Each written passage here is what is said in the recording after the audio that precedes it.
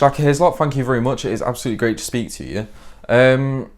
Looking at COVID-19, Britain and the US seem to have been hit particularly hard, especially in black communities. So why do you think this is?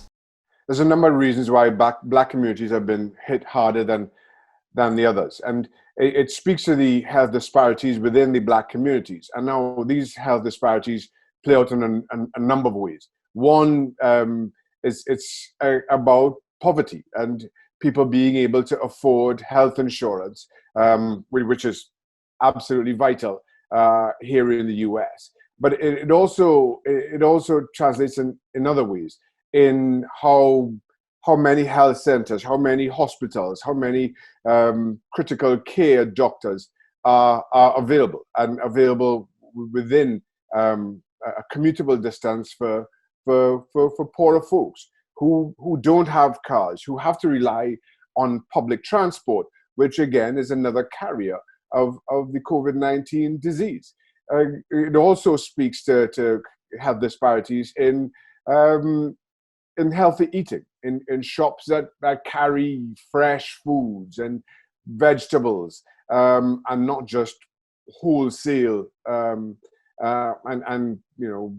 heated TV dinners, which are cheaper and make a too big a bulk of the diets of people of color. Show Racism the Red Card have just put out our new original film, challenging racism towards our NHS workers, which explores the racism suffered by NHS staff on the front line. So what were your main takeaways while watching the film?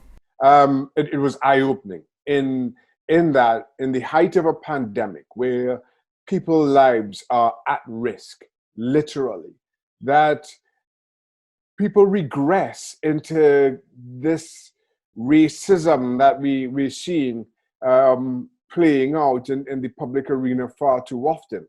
That even when your health is your greatest concern and in greatest question, you still are disregarding service. You are disregarding help to get yourself better. That your driving motivation continues to be one of the most ridiculous racist ideals. I just don't understand that. And at the same time, on the other side of that very same coin, you have health providers on the front lines, health providers of color, who are having to endure this kind of abuse, yet still give up the best of themselves, and give the best of themselves in a way that puts their own health and the health of their own loved ones at risk. It is beyond me how these two contrasts are playing out day in, day out on our hospital floors. What do you think's led to the re-emergence of racism within professional football in the past couple of years? It's the racism creeping back into football is symptomatic of the kind of open racism that we're seeing playing out in our political arenas and in our societies. I've always said what happens on a football field, what happens in a stadium, is just a reflection of what's happening in society. I've always believed that football can lead from the front in changing attitudes within those very same societies that we ply our trades, that we draw our fan bases from. Football needs to be the example setters, the example leaders in how we would like to see our communities shaped. But when you have racist rhetoric, as we've seen within our political arenas for quite some time now, when you have that being openly encouraged, and that type of racist discourse being openly encouraged within our societies, within our communities, inevitably, you'll also see the same playing out in our football stadiums and on our football fields. We have to be focused on who we are and be the change that we want to see in those communities. You've lived in the US now for a couple of years. So is there any variation within the issue of racism between the UK and the States? It's the same. Listen, racism, I don't think, has a different face wherever we travel. Racism is a crime of power. It's about a perception of supremacy, and it's manifested in the power, and that can be a number of different things. The power to deny people jobs, the power to deny people health care, the power to deny people right of simple passage, the power to keep people contained in a way that serves your ideal best.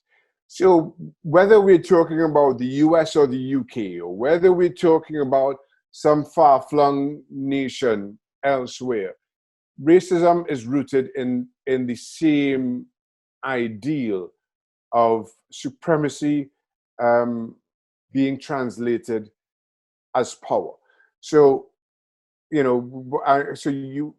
but back to your initial question, Josh, back to the initial question about the differences between the US and the UK. I think the US has a challenge in that, as a greater challenge in that it's never dealt with the issue of slavery in an open way and allowed Black people, people of color, to express how the 400 years of slavery has changed our psyche and how it still affects us on a day-to-day basis. It's still being seen through the eyes of the white majority. You contrast that with England, who were colonial holders, who didn't necessarily have that large a slave holding on their shores within the UK, but it was more in their properties through the Caribbean, through Africa, where they exerted their power through their colonial holdings. I also feel that there are lessons to be learned with how Germany dealt with their own Nazi past and how they have confronted those issues head on. And by comparison with the US and slavery, haven't shaped those discussions. So for instance, it's illegal to exhibit those your Nazi beliefs, to speak about them publicly. You cannot fly a Nazi flag openly in Germany, but still it's very legal to praise the Confederate flag. There are a number of government buildings in southern US that still fly the Confederate flag. We are still having this ridiculous debate about Confederate slaveholders and having their statues being mounted and displayed. So it's almost as though that side, that despicable side of US history, is being celebrated. And when, I don't understand how that is. I don't understand why that's right. And I think it damages any effort to reconciliation. Over the weekend, a really disturbing case out of the state of Georgia has come to everybody's attention, really, of a man called Ahmaud Arbery, who was shot and killed by a white father and son while out on a run. This happened back in February, and the father and son have only just been arrested. Tell me a little bit about what you know of the case. So the story around Ahmaud Aubery is that he went out for a run, and now the spin on it is during his run, and this was along a regular route of his. He had seen a house under construction, and as we all do, as my wife and I do, when houses are under construction and open, as this one was, you just walk in and have a little look around. Any number of people had been doing that before Ahmaud Arbery in looking around this property. He exited, he took nothing with him, he went out and restarted his run. And then he a little bit later on in his run, he was cornered by a father and son and a friend of theirs. So the father and son pulled up to the front of him and came out with their shotguns. and then the other friend came around behind him, also with a shotgun. So he was boxed in and had nowhere to go, and confronted Ahmaud. Not about him going into his house, but because there had been a robbery and the suspect was black a couple of weeks earlier, and they felt that he matched that description. So they came out with their shotguns. And there was a confrontation, there was a tussle, and Ahmaud was shot and died on the spot. Police investigated, and police wanted to investigate wanted to arrest the father and son, at least for questioning. And they were discouraged to do so by the DA, who had known the father.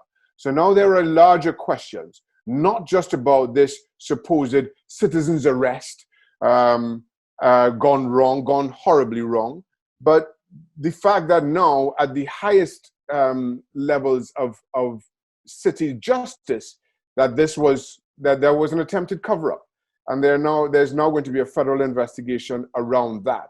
But this again speaks to racism and this white supremacy, and as I mentioned, the power to deny people right of simple passage, right of their own freedoms, a freedom to exercise without him, without Ahmaud having to answer for a crime that somebody else committed 2 weeks before. But just because he is black, and this father and son feel that it is in their rights to police black people, regardless of the situation or the circumstance, you now have an innocent young black man snatched away, a family grieving. You have this you have this act of supremacy and a cover-up at the highest levels of city government.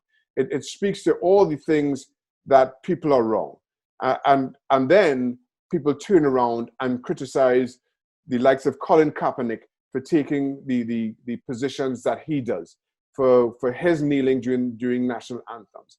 This is why he does what he does, spelt out. And this is not a one-off.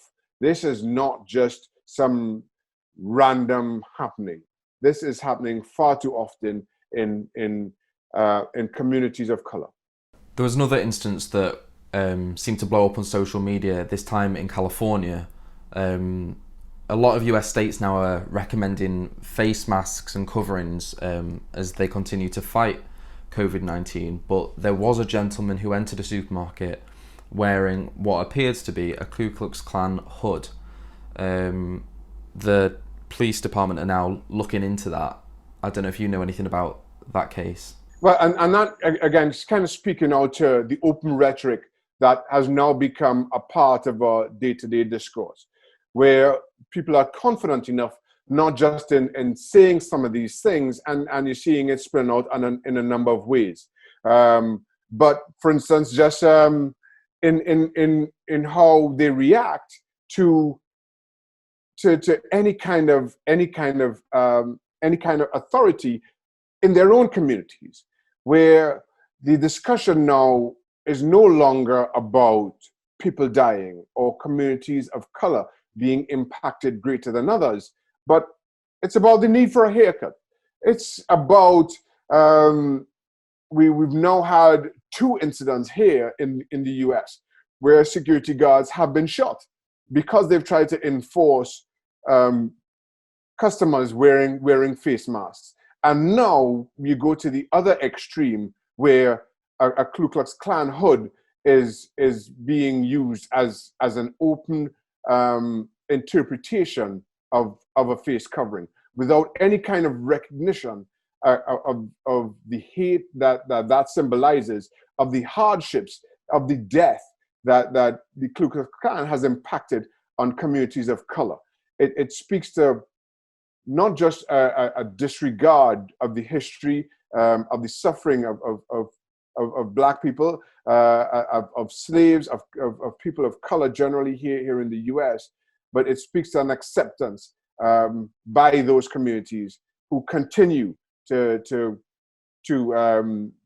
carry out those atrocities even today. I mean, it's just so disturbing. But moving on, in December, Show Racism the Red Card will begin to start celebrating our 25th anniversary. How far do you think that the campaign has come between then and now? It's been an incredible progression. You know, I say all the time, I look back on Show Racism the Red Card with a paternal pride. I remember going to schools in the Northeast alongside Jed Greby and speaking with students, and but it was just, you know, a couple of players and ourselves. To see where it has come now, to see the difference that it has made in those communities that I continue to speak about, that we plied our trades in, and we feel so strongly about. To see it become what it is now, it's rewarding, it's pride filled, but at the same time, as much as I recognize that, I also know that our work is a long way from being done. And I look at the people now who are tasked with taking this work on, from continuing from where we brought it. And I couldn't be more proud of the people involved.